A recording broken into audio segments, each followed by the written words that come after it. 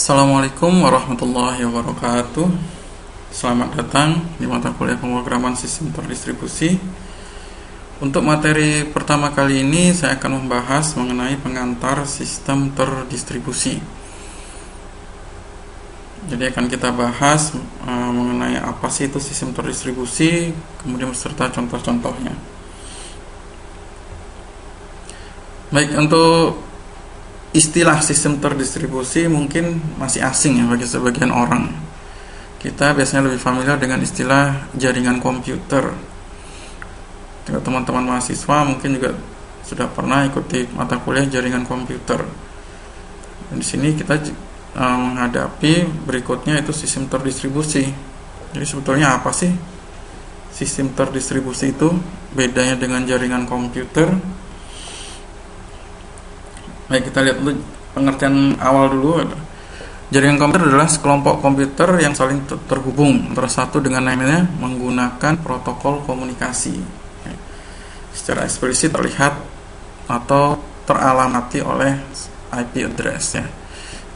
Jadi simpelnya dua komputer terhubung meskipun itu memakai kabel atau wifi atau wireless, kemudian dia bisa saling bertukar pesan atau bertukar apapun message, itu sudah bisa disebut jaringan komputer ya. Smartphone dengan laptop, smartphone dengan smartphone dan sebagainya. Dan itu kita dengan mudah kita bisa melihat bahwa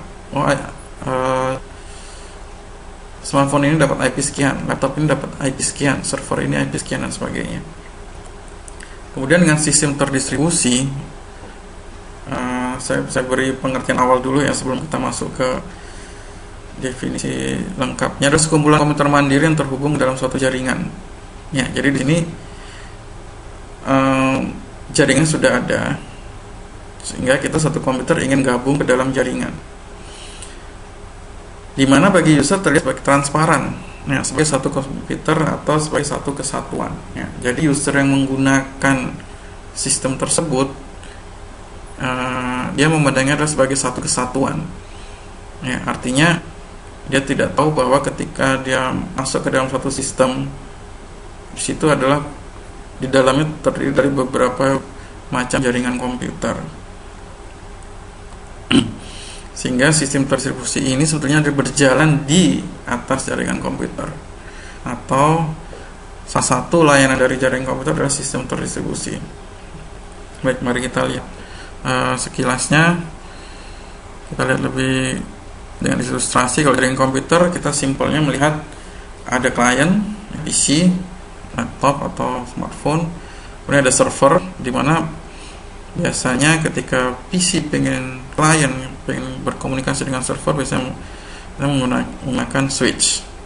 Ya, kemudian di sini nanti ada printer server, ada scanner yang bisa diakses oleh jaringan yang terhubung dalam satu switch. Jadi kita bisa melihat posisi dari masing-masing klien dan server ini, dan juga biasanya kita sudah paham dengan pembagian IP address-nya. Baik, mari kita lihat dengan ilustrasi seperti ini. Aplikasi pembelian tiket pesawat ya. Jadi teman-teman mungkin sudah pernah paling tidak menggunakan ya, aplikasi tiket pesawat ya. Mungkin yang sudah pernah untuk membeli tiket pesawat atau tiket kereta atau apapun ya, dengan aplikasi sekarang yang terkenal mungkin Traveloka, tiket.com dan sebagainya. Baik, di sini kita akan ilustrasi bahwa di sini ada user, okay? Ada user sedang memegang smartphone, ingin mengakses ya. Dia pengen memperoleh informasi terlebih dahulu ya, bagaimana pilihan maskapai mungkin untuk tanggal sekian, itu pilihan maskapainya apa saja ya, jam berapa dan harganya berapa saja. Maka si user ini akan mengakses ke aplikasi tiket pesawat. Tentunya aplikasi ini tidak punya data tersebut di server dari aplikasi ini.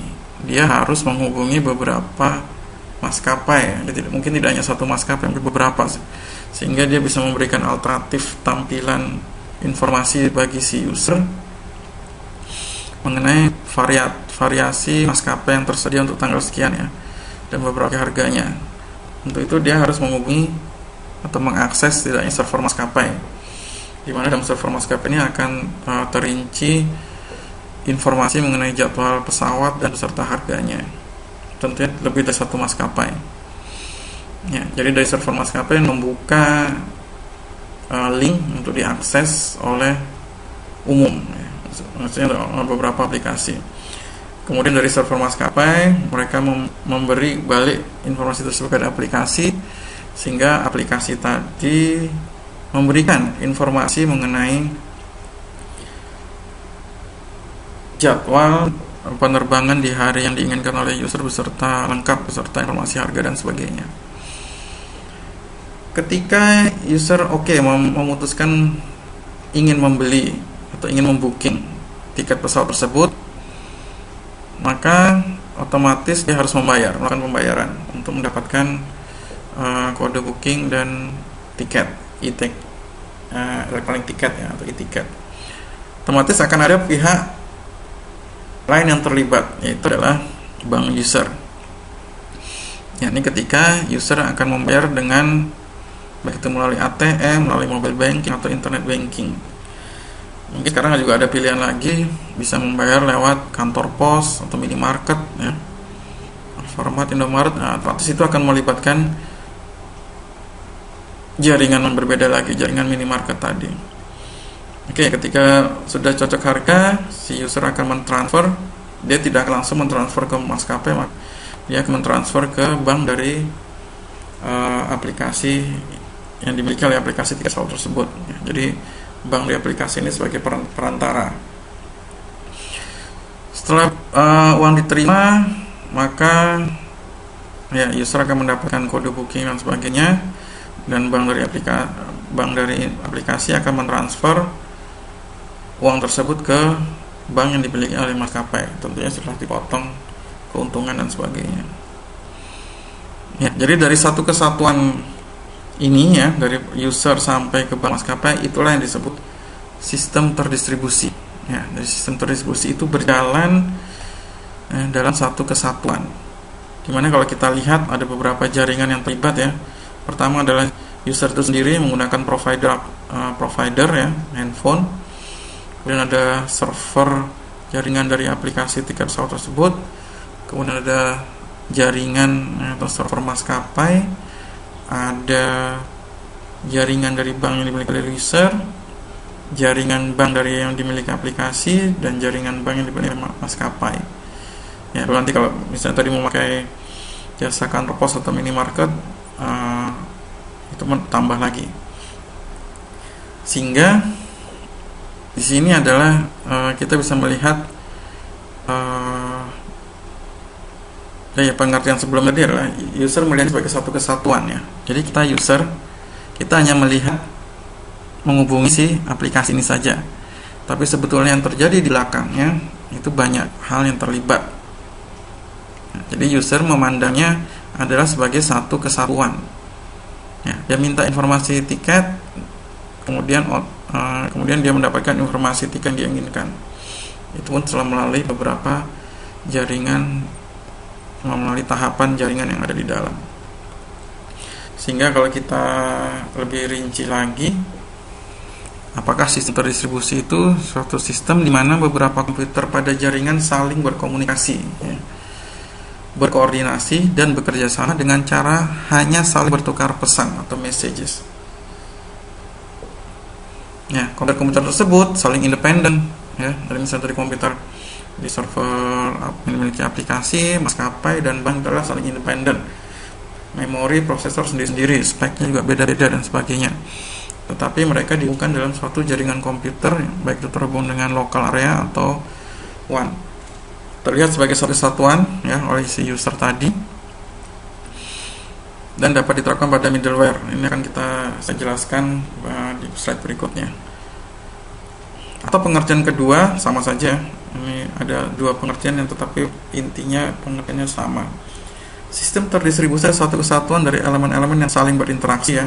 Entah elemen atau komponen sama saja saling berinteraksi secara sistematis dan teratur. Jadi sudah organize, sistematis, teratur untuk mendistribusikan data, informasi, objek ataupun layanan dari dan kepada user yang terlibat di dalamnya. Ya, jadi si user tadi yang mendapatkan informasi kemudian didistribusikan oleh beberapa elemen yang ada di jaringan tadi yang bisa saling berinteraksi, dan tentunya mereka berkomunikasinya sudah secara organized, sistematis dan teratur, dan kemudian informasi tersebut balik kepada user tadi. Ini ilustrasi sederhananya juga, di mana di sini ada 3 komponen jaringan ya. Sama ada si klien ada di site B atau di lokasi B, kemudian mengakses server yang ada di lokasi A, ya, berbeda lokasi. Yang ingin meminta data, tapi datanya pun itu juga tidak ada di server, tapi ada di lokasi yang lain, sourcesnya. Nah, ketiga komponen jaringan ini terhubung dalam suatu jaringan, ya, dan mereka saling berkomunikasi. Middleware, internet disebut middleware, sistem terdistribusi bergerak atau berperan, beroperasi di middle gitu ya, makanya disebut middleware. Jadi sini misalnya ada 4 komputer, ya, dengan memiliki OS yang berbeda. Ya. Komputer 1 memiliki lokal OS 1 dengan aplikasi A, komputer 2 dan komputer 3 mengoperasikan aplikasi yang sama, tetapi mereka menggunakan OS yang berbeda. Ya, ada OS 2, ada OS 3. Kemudian komputer 4 yang menggunakan aplikasi C dan juga OS yang berbeda. Mereka 4 komputer ini terhubung dalam satu jaringan. Nah, sistem terdistribusi inilah berperan bagaimana menghubungkan 4 komputer ini sehingga 4 komputer ini bisa saling bertukar peran, sharing resource dan sebagainya. Ya, contoh sistem terdistribusi sebetulnya banyak ya. Jadi internet ya, yang kita pakai sehari-hari, intranet yang ada di perusahaan, mobile computing, ATM atau banking system, tracking cellular phone, GPS, web server dan sebagainya. Untuk internet pasti ya. Jadi sudah internet sebetulnya adalah pengertian kan sekumpulan dari beberapa jaringan. Jadi di sini sudah terwakili. Ada beberapa jaringan ya. Sini ada jaringan A, jaringan B yang dihubungkan baik itu menggunakan LAN, WAN atau di sini menggunakan satelit, dan ada provider dan mereka saling bekerja sama untuk memberikan layanan informasi. Intranet di dalam perusahaan juga sama. Kalau kita lihat di sini ada web server ya, mungkin suatu perusahaan menggunakan beberapa server. Web servernya misalnya menggunakan Linux, web server menggunakan Windows, ya, file server menggunakan Windows juga. Ya, kemudian di sini ada desktop komputer, ada yang pakai Mac, ada yang pakai smartphone Android dan sebagainya. Tapi mereka dalam suatu perusahaan itu bisa saling mengakses atau bertukar informasi. Untuk mobile computing juga sama ya. Di sini juga ada beberapa komponen terlibat. Mobile ya, otomatis kita bergerak, baik kita menggunakan mobile phone atau laptop yang terhubung ke internet tapi bergerak. Ya, jadi ada komponen ya home intranet ya. Mungkin kita awalnya dari rumah, kemudian kita keluar, kita tersambung pisah. Di sini ada menggunakan beda lagi menggunakan WAP, WAP. Kemudian ketika kita di jalan ya, connect ke wifi dan sebagainya, kemudian mengakses printer dan sebagainya. Jadi situ juga sama, ada beberapa komponen yang terlibat sehingga bentuk suatu sistem. Nah, untuk ATM juga sama ya. Di sini ilustrasinya adalah ketika suatu ATM, kemudian adalah server dari ATM tadi. Kemudian ini adalah bank yang terletak paling dekat dengan lokasi ATM dia. Jadi bank ini ada bank 1, ada bank 2. Bank 2 ini pun juga melakukan setiap harinya melakukan backup. Jadi ada bank 2 backup, di sini bank 1 tempat menyimpan data, kemudian juga ada bank 1 backup. Ya, mesin ATM ada di cabang-cabang bank, setiap ATM akan mengakses office yang terdekat. Nah, dan klien tersebut dapat mengakses pada saat yang bersamaan.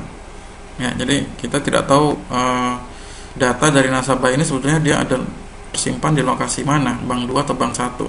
Tapi mereka bisa tetap saling untuk mengakses informasi atau rekeningnya masing-masing. Setiap central office akan memiliki backup. Untuk tracking cellular phone juga, ketika kita men-tracking lokasi ya, maka akan menghubungi semua tower ya. Semua tower, kemudian dari setiap tower akan membalas di mana sih lokasi sinyal si nomor ini ya. Ya, di sini kalau kita lihat, sini sudah 4 tower yang berinteraksi dan mereka saling bertukar informasi. Jadi pada akhirnya diteruskan ke pusat. Untuk GPS juga sama ya, ada informasi pengguna, kemudian ada informasi khusus untuk provider yang menyediakan layanan GPS, dan kemudian informasi mengenai kendaraan itu tersendiri ya. Mereka saling bertukar informasi ya, saling bertukar pesan, meskipun perangkatnya beda-beda ya. Satu ada laptop, satu menggunakan satelit, tower menggunakan satelit ya, mengakses satelit, kemudian juga receivernya, hardware juga beda, GPS dan sebagainya, tapi mereka bisa saling bertukar data. Untuk web server pasti ya, ketika kita mengakses internet www.google.com, ya kita mengakses servernya Google ya. Kemudian kita akan mengakses w3c.org, nanti kita akan mengakses web servernya w3c dan seterusnya. Jadi ada beberapa web server yang terlibat di dalamnya. Jadi kenapa sih kita pakai sistem terdistribusi ya? Alasannya apa aja? Yang pertama yang pasti tadi adalah sharing resource ya. Kita bisa saling sharing. Jadi ya kenapa enggak ketika ada server yang nganggur, di sisi lain ada satu server yang nganggur, tapi di sisi lain ada server yang kelebihan beban, kita bisa saling share. Data juga kita saling share ya, informasi dan sebagainya. Yang kedua yang juga penting adalah distribusi. Dengan sistem terdistribusi ya, kita bisa mendistribusikan beban. Contohnya aja paling gampang prosesor. Karena di sini adalah prosesor, beberapa komputer bisa mengerjakan tugas yang sama. Kenapa tidak kita mengerahkan ya seluruh prosesor untuk mengerjakan pekerjaan yang sama ketika ada prosesor yang nganggur ya. Di sisi lain tadi prosesor ada yang bekerja keras, di sisi lain ada prosesor yang belum mendapatkan pekerjaan ya. Di situ prosesor yang belum mendapatkan pekerjaan bisa diperbantukan ya, jadi untuk membantu prosesor yang sedang mengalami kelebihan beban. Untuk fungsi juga distribusi fungsi, ada komputer yang bersifat sebagai klien, ada yang komputer yang bersifat sebagai server ya, jadi difungsikan. Jadi siapa yang beli klien, siapa yang jadikan server, supaya jelas fungsinya, sehingga pada akhirnya merujuk juga ke fleksibilitas ya. Beberapa komputer yang berbeda spek itu bisa dapat di-share ke user. Nah, sama seperti contoh tadi, ada beberapa komputer yang beda fungsi ya. Ada yang server yang mungkin speknya lebih besar, ada juga klien yang mungkin speknya komputernya lebih kecil. Itu di sini server bisa membantu tugas dari klien. Reliability, apabila ada komponen yang mengalami kegagalan, maka komponen yang lain dapat melanjutkan operasi yang sedang berjalan. Oke. Ya, gampangnya ketika kita sering menerima pengumuman pada tanggal sekian jam sekian ada layanan perbaikan. Ya, misalnya provider ya. Di mana beberapa provider yang cukup kuat atau ternama, dia tidak akan pernah bilang sistem akan kami downkan 100%. Nah, pasti dia akan bilang layanan akan terganggu ya. Jadi dia tidak bilang atau layanan akan semakin lambat. Jadi ketika ada komponen mengalami gangguan, maka si provider tidak harus mematikan seluruh layanan. Yang dimatikan cukup layanan yang akan mengalami gangguan saja, sedangkan operasi yang lain tetap berjalan. Jadi karakteristiknya apa? Sistem terdistribusi ya. Jadi memiliki karakteristik concurrence ya. Ini beberapa komputer yang dapat mengikuti tugas yang berbeda pada saat yang bersamaan. Ini juga istilah ini ada di sistem operasi ya, mata kuliah sistem operasi. Jadi apa artinya? Mengerjakan tugas yang berbeda pada saat yang bersamaan. otomatis bagaimana menghindari konflik, tabrakan ya. Perlunya ada sinkronisasi dan koordinasi antar program. Biasanya yang saya sering memberikan contoh kepada teman-teman itu adalah yang bisa concurrence itu bisa multitasking ya. Biasanya emak-emak gitu ya. Jadi kalau istilahnya emak-emak itu bisa melakukan banyak pekerjaan dibandingkan bapak-bapak. Kalau contohnya, jadi misalnya ibu-ibu pertama pengen manasin air, maka dia akan memanasin air, nyalakan kompor, taruh air, sambil menunggu mendidih mungkin 5 menit, dia langsung pergi ke mesin cuci, masukkan mesin cuci, ya sudah air, pakai mesin cuci ya, pasang timer sama 5 menit. Kemudian selama menunggu air mendidih dan cucian selesai, beralih ke pindah ruangan nyapu. Oke, nyapu sambil menunggu nyapu 5 menit selesai, air di kompor mendidih, matikan. Kemudian berikutnya mesin cuci juga selesai, dengan sapu ruangan juga selesai. Maka dalam 5 menit atau 6 menit tadi, satu ibu-ibu itu dapat mengerjakan 3 pekerjaan yang berbeda. Nah, itu yang sering saya kasih contoh, gampang mengingatnya concurrency. Nah, selain sering timbul adalah deadlock dan juga masalah komunikasi. Kemudian berikutnya karakteristik sistem terdistribusi itu no global clock. Ya, kan setiap komputer kan memiliki clock beda-beda ya. Jadi misalnya saya pengen mengakses data, tapi kan kita tidak tahu data kita ini ada di mana. Mungkin data kita ada di Amerika. Di Amerika mungkin sekarang sudah pagi. Ya, di sini malam, sana sudah pagi. Ya. Di sini tidak perlu ada global clock. Jadi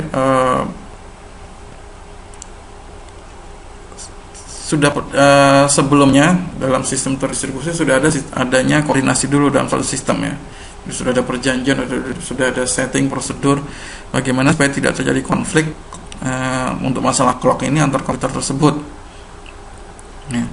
Bagaimana saat program membutuhkan koordinasi itu ketika jam berapapun itu 24 jam komputer yang ada di luar negeri ataupun di dalam negeri juga harus siap untuk saling bertukar pesan antar komputer.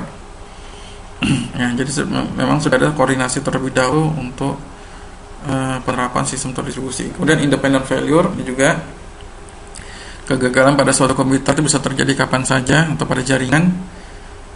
Nah, jadi kesalahan ini seperti saya bilang tadi tidak boleh menyebabkan sistem 100% mati. Tapi mungkin bisa menyebabkan sistem jalan lebih lambat. Ya. Karena kesalahan sistem itu biasanya ya karena tadi terdiri dari beberapa komputer independen, biasanya kesalahannya pun terjadi juga karena kesalahan independen, entah satu komputer atau mungkin hanya satu komputer, hanya harddisknya saja atau apanya saja, jadi hanya sebagian kecil komponen saja. Kemudian berikutnya tantangan yang harus kita hadapi di sistem distribusi heterogen ya. Heterogen berarti yang terhubung di sistem terdistribusi itu udah heterogen ya, baik dari sistem operasinya, hardware-nya, software-nya, bahasa pemrogramannya, ya beda-beda semua. Ya, solusinya tentu nanti perlu ada protokol yang sama. Pasti sekarang untuk internet ya semua memakai protokol yang sama, yaitu TCP/IP. Kemudian nanti untuk bahasa pemrograman nanti ada namanya Corbat dan Java, nanti yang bisa kita pakai untuk di mata kuliah ini. Kemudian openness, ya sistem terdistribusi itu harus bisa diperluas atau dikembangkan. Makanya solusinya antarmukanya ya harus standar ya. Jadi sudah mengikuti standar antarmuka yang sudah ditetapkan untuk membentuk sistem terdistribusi tadi. Kemudian ketika sudah menggunakan antarmuka tadi, mungkin ada perbedaan, harus juga memperkenalkan komponen-komponen antarmukanya supaya di awal jelas ketika ada terjadi pengembangan, developing, itu tidak akan terjadi masalah. Untuk security ya sama masalah yang dihadapi pada jaringan CIA, confidentiality, integrity, availability ya. Confidentiality adalah pencegahan terhadap hak akses ya, Integrity adalah tidak terjadi perubahan data antara pengirim sampai penerima. Availability menjamin data tersebut selalu tersedia. Masalah yang sering muncul, DOS, ya, denial of service attack, ya, sering muncul. Kemudian security of mobile code, ya, keamanan dari kode-kode atau kode-kode pesan atau PIN dan sebagainya yang bersifat mobile. Ya, karena itu tadi ya, karena sistem distribusi itu adalah terdiri dari beberapa jaringan di dalamnya. Ketika mobile code yang penting, kode-kode yang penting itu juga ikut bergerak, perpindahan itu yang harus diperhatikan untuk masalah sekuritasnya. Kemudian scalability, ketika sebuah sistem distribusi itu diperbesar, itu juga harus dikalkulasi bagaimana kepentingannya. Jadi bagaimana ketika suatu startup atau apa, ketika usernya sudah mulai bertambah, bagaimana caranya sistem tersebut tidak down atau tidak kepenuhan gitu ya, atau menambah beli server lagi atau apa, atau jadi harus ada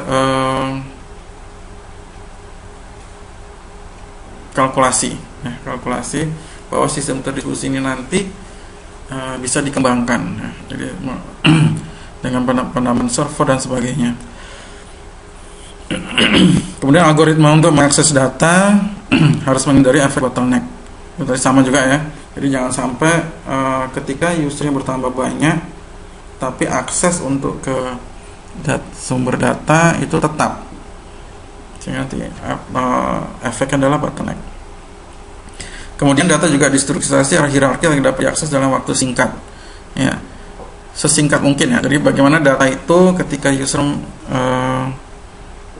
mengakses suatu sistem dan sistem itu bertambah besar, jangan sampai untuk mengakses data juga semakin lambat, tapi justru dari cara atau distrukturisasi bagaimana ya. Jadi dibikin seperti hierarki itu, bagaimana sistem user itu bisa mengakses data malah lebih cepat ketika sistem itu mengalami pengembangan.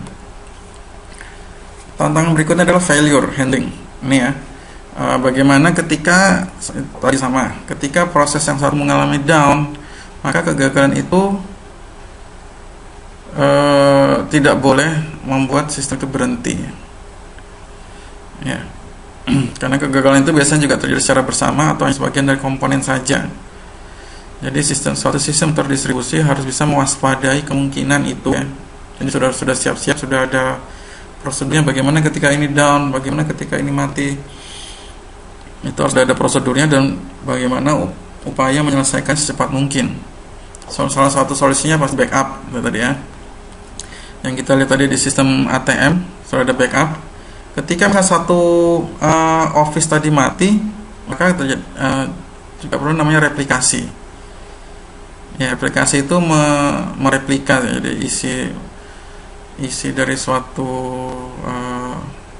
server atau suatu sistem ya untuk direplika.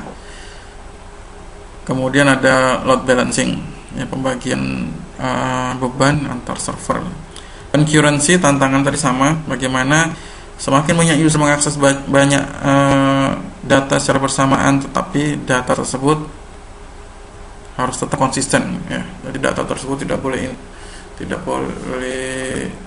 korup dan sebagainya ya.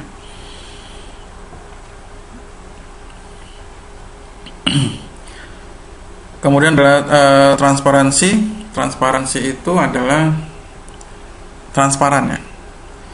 Ya, jadi bagaimana sistem itu terlihat sebagai satu kesatuan. Tadi seperti saya bilang pada aplikasi tiket pesawat tadi, bahwa user itu melihatnya sebagai satu kesatuan ya. User tidak perlu tahu bagaimana proses bagaimana mendapatkan datanya, IP si server ini berapa, kemudian lokasi data saya ini disimpan di mana dan sebagainya. Transparansi ya. Untuk transparansi khusus transparansi ini ada beberapa konsep atau beberapa standar yang harus diterapkan pada sistem terdistribusi. Contoh pertama saya ambil adalah dari buku Distributed System Concept and Design by George Coulouris ya. Di sini dia mengambil dari ANSA Reference atau International Organization Standarisasi Reference Model untuk Open Distributed Processing. Ya, di sini ada 8 faktor ya, yang bisa disebut transparan. Suatu sistem terdistribusi itu harus transparan. Pertama, akses. Ya. Memungkinkan baik resource itu lokal atau di remote itu operasinya sama. Jadi ketika user tidak tahu ya, ketika data itu sebetulnya ada di dekat dia atau di dalam satu jaringan yang lebih dekat ke dia ataupun ada jauh di luar negeri sana datanya, itu cara mengaksesnya menggunakan operasinya harus sama, tidak berbeda-beda. Ya. Jadi untuk mengakses suatu data ya, itu menggunakan operasi yang sama, jadi supaya itu ada ketransparanan untuk masalah akses. Kemudian kedua, location ya, juga user tidak perlu tahu resource yang diakses itu ada di mana, ada di jaringan apa, IP-nya berapa atau lokasinya tepatnya di mana, itu user tidak perlu tahu. Location transparan. Kemudian ada concurrency transparan, juga sama ya, ketika beberapa komputer atau beberapa prosesor mengerjakan tugas yang sama, tugas yang berbeda dalam waktu yang bersamaan, itu tidak perlu terlihat ya. Dan yang pasti tidak perlu ada gangguan ya. Jadi ketika mengakses resource yang sama itu tanpa ada gangguan di antara mereka ya, jadi tidak ada tabrakan atau crash dan sebagainya. Kemudian ada replication transparansi, memungkinkan multiple instance ya dari resource untuk digunakan dengan tujuan menaikkan reliabilitas dan performance tanpa pengetahuan dari si user atau programmer ya. Sama, jadi ketika contoh bank tadi sebetulnya data ATM di bank 1 tadi itu ya itu menggunakan selain tersimpan di backup bank 1, dia juga melakukan replikasi ke bank 2. Jadi ketika bank 1 itu office-nya down semua, maka data nasabah akan pindah ke bank 2. Nah, itu replikasi, dan itu user tidak perlu tahu bahwa datanya itu ada di beberapa server sekaligus. Kemudian ada failure transparansi, ya, penyembunyian kegagalan sama tadi ya. Ketika terjadi kegagalan atau down, user tidak perlu tahu ya. Dan juga user dan program harus diperbolehkan untuk tetap menyelesaikan tugasnya ya. Jadi nggak ada alasan ketika ada kerusakan langsung men-stop user atau programnya langsung stop ya, nggak boleh seperti itu. Jadi tetap user dan program tetap bisa menyelesaikan tugasnya meskipun ada kegagalan baik di hardware ataupun di software ya. Jadi kegagalan itu harus disembunyikan jika kecil ya, kecuali tadi saya kasih contoh mungkin ada pelayanan gangguan secara besar, mungkin provider, itu pun biasanya provider melakukan maintenance itu biasanya jam-jam dini hari, jam 12 malam, itu pun juga tidak boleh terlalu lama, biasanya 1 jam 12 malam sampai jam 1 atau jam 1 pagi sampai jam 2 pagi. Tapi ketika kegagalan itu hanya sebagian kecil, maka user atau program tidak boleh diberhentikan. Mereka tetap diperbolehkan untuk melanjutkan tugasnya. Mobility transparansi memungkinkan perpindahan ya, mobility perubahan resource dan klien dalam sistem tanpa berefek pada operasi user ya. Jadi ketika data resource itu berubah tempat ya, mobile, dan klien juga pindah-pindah posisinya, maka operasi user atau program juga tidak boleh berefek gitu, tidak berefek lama gitu. Kemudian berikutnya performance, memungkinkan sistem untuk dikonfigurasi ulang ya, dengan tujuan meningkatkan performa yang berubah secara cepat. Ini juga sama, mungkin maintenance ya. Performance transparansi memungkinkan sistem untuk dikonfigurasi ulang tanpa, sama juga dengan failure, tanpa user pun tahu bahwa sistem ini sedang melakukan konfigurasi ulang. Kemudian scaling, memperbolehkan sistem aplikasi untuk diperluas ya, tanpa mengubah struktur yang pasti ya. tanpa merubah struktur sistem atau algoritma dari aplikasi tersebut. Nah, itu tadi 8 menurut organisasi standar tahun 1992. Kemudian saya ambil lagi dari buku Distributed System Principle and Paradigm Andrew Tannenbaum. Di sini menurut ISO 95 Different Form on Transparency in Distributed System, itu ada 7 faktor. Yang pertama akses, sama ya, akses, location, migration ya, relocation, replication, concurrency, failure ya, sebagian sama ya. Untuk akses menyembunyikan perbedaan representasi dari suatu data dan bagaimana data itu diakses ya. Jadi user nggak perlu tahu bagaimana mengakses datanya. Kemudian location, bagaimana resource itu berada. Migration, bagaimana resource itu bergerak dari satu tempat ke tempat yang lain. Relocation, bagaimana resource tadi bergerak dari satu tempat ke tempat lain ketika sedang digunakan ya. Replication, bagaimana resource itu direplicated atau direplika. Kemudian concurrency, sama, resource bisa di-share oleh beberapa user. Kemudian failure juga sama, bagaimana menyembunyikan baik itu failure atau recovery dari suatu resource.